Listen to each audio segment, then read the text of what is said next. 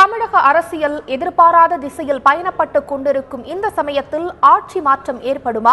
சசிகலா முதலமைச்சர் ஆவாரா அல்லது முதலமைச்சர் பன்னீர்செல்வமே முதலமைச்சராக தொடர தனது பலத்தை நிரூபிப்பாரா என்ற கேள்விகளுக்கு விடை சொல்கிறது இந்த தொகுப்பு.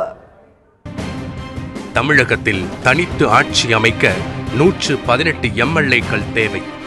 மொத்தமுள்ள 234 சட்டமன்ற உறுப்பினர்களில் அதிமுகவிற்கு 136 எம்எல்ஏக்கள் இருந்தனர். இந்நிலையில் ஜெயலலிதா மறைவு, தற்போதைய சூழலில் பன்னீர்செல்வத்தின் போர்க்கொடி என தற்போது 134 எம்எல்ஏக்கள் அதிமுக வசம் உள்ளனர். இந்த சூழலில் 134 உறுப்பினர்களை கொண்ட அதிமுகவில் இருந்து 45 எம்எல்ஏக்கள் வெளியேறினால் அவர்கள் மீது கட்சி தாவல் தடை சட்டம் பாயாது. ஆனால் 1/3 பங்கிற்கு குறைவான எம்எல்ஏக்கள் வெளியேறினால் கட்சி தாவல் தடை சட்டத்தின்படி அவர்கள் டிஸ்மிஸ் செய்யப்பட்டு அதிமுக ஆட்சியே தொடரும். திமுகவில் 90 எம்எல்ஏக்கள் உள்ளனர். அதன் கூட்டணி கட்சியான காங்கிரஸ் எம்எல்ஏக்களையும் சேர்த்து மொத்தம் 98 உறுப்பினர்கள் உள்ளனர். எனவே ஆட்சி அமைக்க இன்னும் 20 பேர் மட்டும் தேவை. ஒருவேளை காங்கிரஸ் ஆதரவு இல்லை என்றால் திமுக ஆட்சி அமைக்க 28 எம்எல்ஏக்கள் ஆதரவு தேவைப்படும்.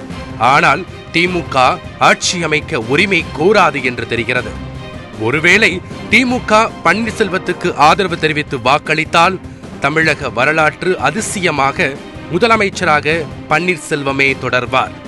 ஏனென்றால் திமுகவிடம் தற்போது 90 எம்எல்ஏக்கள் உள்ளனர்.